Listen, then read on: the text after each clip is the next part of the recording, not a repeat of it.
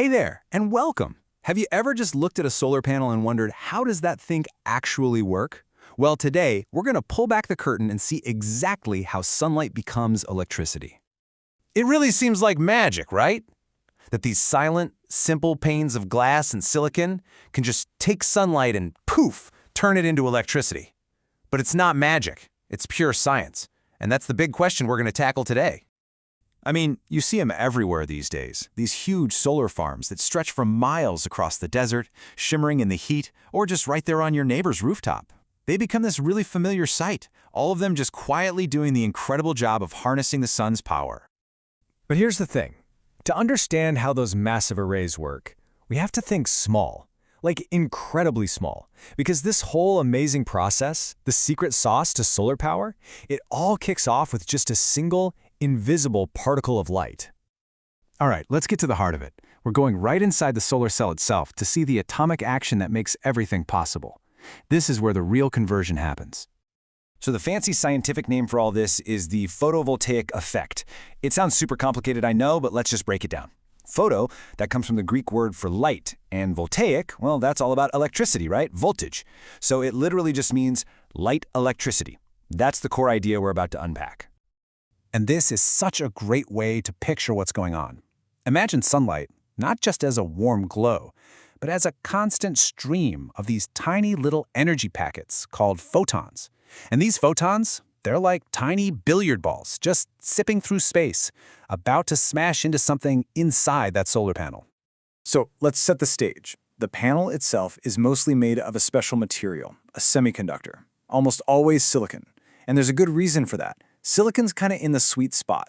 It holds onto its electrons, but not so tightly that a photon, our little billiard ball of light, can come along and knock one loose. So those are our players, the photons from the sun, and the electrons just hanging out in the silicon. The whole point of the game? Get those electrons moving and create a current. Okay, so we have the impact, the collision. But one random electron flying around isn't going to power your house. We need to get them all moving together in an organized way. So let's see how that builds into the next crucial step, creating a real, usable flow of electricity. And what's really cool is just how simple this process is. 1. A photon from the sun zooms in and smacks into a silicon atom in the panel. 2. Pow! That photon's energy is just enough to knock an electron completely free. And 3. This is the really clever part. The solar cell is built like a one-way street, forcing all these freed electrons to travel in the exact same direction. And that directed flow of electrons, that is an electrical current. Okay, so we get the atomic dance now. Photon hits electron, electron moves, we get electricity. Awesome. But, knowing how it works is one thing. Making it work efficiently out there in the real world, well, that's a whole different ballgame. To figure that out, let's run a little virtual experiment based on what really happens when you take a solar panel and test it under all sorts of different conditions. So put yourself in the lab coat for a second. You've got a small panel hooked up to a meter that's showing you the power output. What do you think happens when things aren't perfect? What if a cloud passes over, or the panel just isn't pointed in the right direction? Well, here are the results. In full direct sun, power output is high, which makes sense, right? Lots of photons are hitting their mark. But the second you get some shade, the output drops a lot. Fewer photons are making it through. And then check out that last one. If the panel is at the wrong angle, not facing the sun, the power output just plummets. It's barely getting hit by any of those energy-packed photons.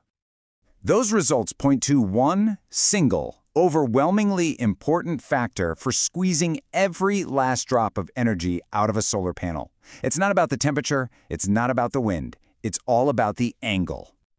So, the main takeaway here is crystal clear.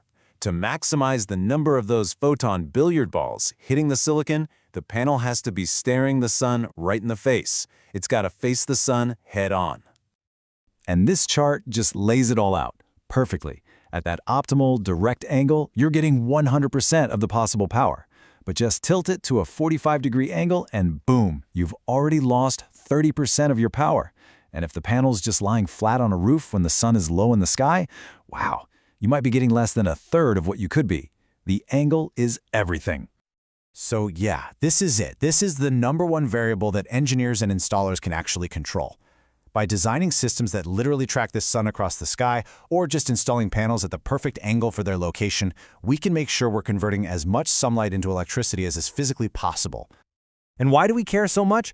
Well, because getting this right means way more efficient energy conversion. It makes solar a much more powerful and reliable part of our energy grid. And, every kilowatt hour we generate from the sun is one we don't have to get from other means, which helps reduce the overall impact of our activities on the planet. So we've gone from a single photon all the way to powering our world. We know the science, and we know the single most important factor for making it all work well. The question that leaves us with is this: knowing what we know now, what comes next?